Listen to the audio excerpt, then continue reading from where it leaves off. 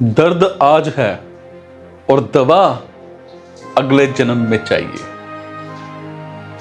किसी ने मेरे से पूछा कि कई बार हमें समझाया जाता है कि जो इस जन्म में परमात्मा को पा लेता है वही बुद्धिमान पुरुष है, जो इसी जन्म में उसे पालो। तो इसमें जो जन्म की बात आ रही है, तो क्या अगला जन्म भी होता है? इस विषय में वो मेरे से कुछ पूछना चाहता था। तो मेरा जवाब था कि ये तो सहज ही और बिल्कुल प्रकट बात है, तुम्हें तकलीफ अभी है और तुम उसको अगले जन्म में मिटाओगे क्या? सारा अध्यात्म क्यों है? तुम क्यों किसी भी तरह की साधना कर रहे हो? तुम्हें कोई भी ज्ञान क्यों चाहिए? क्या तुम आनंद में हो, विश्राम में हो, सहज हो? अगर हो तो घर जाओ ना, जंगल जाओ, जन में जाओ, वन में जाओ, कुछ भी करो, सब ठीक है। बिल्कुल मूलभूत बात पूछ रहा हूं। पहली बात, कोई ये सब क्यों करे? उपनिषद क्यों पढ़े भाई? क्यों दैवीय आज्ञा तो है नहीं कि पैदा हुए हो तो उपनिषद पढ़ने ही पड़ेंगे? क्यों आओ उपनिषद की तरफ? उपनिषदों की तरफ हम इसलिए आते हैं क्योंकि हम कष्ट में हैं, और उस कष्ट का अनुभव तुम्हें कब हो रहा है? अभी। तो उसका समाधान तुम अगले जन्म में ढूंढोगे क्या कि अभी अच्छे कर्म करो ताकि आगे अच्छा फल मिलेगा? ये बात ही कितनी हंसने वाली है। अरे लोग सवाल पूछते हैं, कहते हैं अगर पुनर्जन्म नहीं होता तो हम अच्छे कर्म क्यों करें, सही काम क्यों करें? अभी के लिए भाई, तुम अभी तकलीफ में हो, तुम अपने ही प्रति इतने निष्ठुर हो गए हो क्या कि तुम्हें अपनी पीड़ा अनुभव ही नहीं हो रही? तुम अभी बहुत कष्ट में हो, इसलिए सही काम करो ताकि तुम्हारी पीड़ा कम हो सके। ये अगले जन्म की क्या बात कर रहे हो? या फिर कहीं ऐसा तो नहीं है कि तुम इतने निराश हो गए हो कि इस जन्म का तो कुछ हो ही नहीं सकता, तो चलो आगे का देखा जाए। 7वीं 8वीं की बात होगी तो हमारे साथ एक लड़का पढ़ा करता था, उसका 8वीं में ही नाम पड़ गया था क्लास में बुड़ऊ। क्यों पड़ गया था?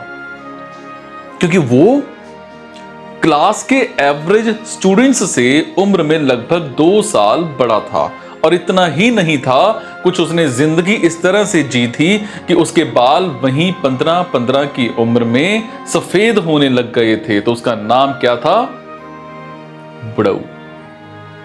तो 8वीं में जो एग्जामिनेशंस होते हैं, हाफ ईयरली, साल के जो हाफ में होते हैं, है ना, वो रिजल्ट्स आए, तो उस बुड़ऊ का वैसा ही रिजल्ट आया जो आना था। अब उसके बाद क्या देखा जाए? उसके बाद देखा जाए कि बुड़ऊ 7वीं के लड़के लड़कियों से मेल जोल बढ़ा रहे हैं और उन्हीं के साथ खेल रहे हैं और उनको ज्ञान दे रहे हैं, मदद कर रहे हैं, सीनियर बन रहे हैं, और उनके सामने जाकर के कि हां ऐसा हो सकता है, वैसा हो सकता है। तो एक दिन बुड़ऊ ने इंतहा कर दी, असेंबली में जाकर वो 7वीं की लाइन में लग गए। अब 8वीं का बुड़ऊ कहां लग गया? 7वीं की लाइन में लग गया। तो मैं मॉनिटर हुआ करता था, मैंने कहा ये ज्यादा हो गया अब, और जो तुम कर रहे हो सो कर रहे हो, वो वापस आओ। तो मुश्किल से उसको वापस खींचा। फिर पूछा कि क्या कर रहे हो? तो बोलता है अगले साल की तैयारी।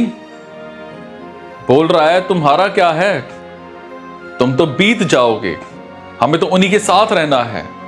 तो ये सब जो पुनर्जन्म वाले हैं, ये बुड़ऊ जैसे हैं हमारे की। अब इस साल से तो कोई उम्मीद बची नहीं। हाफ ईयरली ने ही बता दिया कि आगे क्या होना है। अभी तो रिजल्ट आए हैं, वो हाफ ईयरली के ही हैं, लेकिन हम यहीं पर उम्मीद खो चुके हैं कि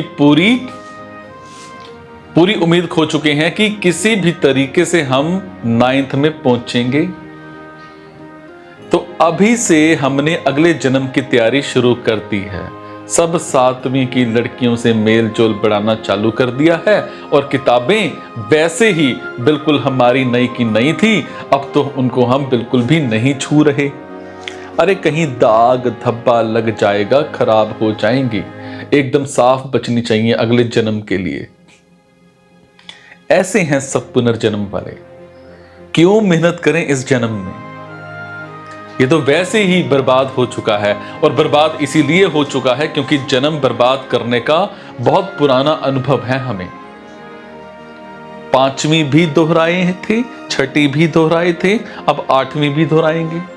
बड़ो तो फिर भी होशियार थे, 8वीं वो बाकी दोहराते तो उनका नाम वहीं लिखा जाता जो नाम उनका पिछले साल था। लेकिन जो ये पुनर्जन्म वाले हैं ये महामूर्ख हैं। जो कर सकते हो वो भी कर लो, कष्ट भी अभी है, समाधान भी अभी है, पाप भी अभी है, पुण्य भी अभी है, कर्म भी अभी है, कर्म फल भी अभी है, अरे बंधन भी अभी है और मुक्ति भी अभी है। अगर तुम्हें पानी है तो अभी है। क्यों भविष्य पर इतना तुम भरोसा और इतना बोझ डालते हो?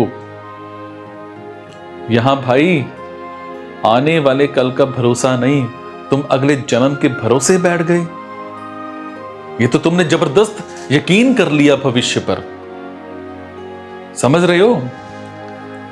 आदमी वर्तमान से दूर भागता है भविष्य की ओर, तो बाकी दुनिया के लोग तो भविष्य की ओर इतना ही भागते हैं, ये सोचते हैं कि जो आज नहीं मिला वो 5 साल बाद मिल जाएगा। हमने तो इंतहा ही कर डाली भविष्य की और भागने की हम कह रहे हैं। जो आज नहीं मिला वो 5 जन्म बाद मिल जाएगा। अब भविष्य तो खत्म होने का ही नहीं है, भविष्य तो आता ही रहेगा। 5 जन्म हैं, नहीं तो 500 जन्म है, जल्दी क्या पड़ी है? और उन पर हम ताने कसते हैं। जो 5 या 10 साल बाद के ख्वाबों में जीते हैं उनको हम कहते हैं इनको देखो ये 10 साल बाद का भरोसा बना करके बैठे हैं। और तुम जो 10 जन्म बाद का भरोसा बना करके बैठे हो, तुम होशियार हो गए। जो 10 साल बाद भी योजना बना रहा है उसकी योजना तो फिर भी संभव है कि पूरी हो जाए, तुम्हारी कैसे पूरी होगी? आ रही है बात समझ में? काम करो काम।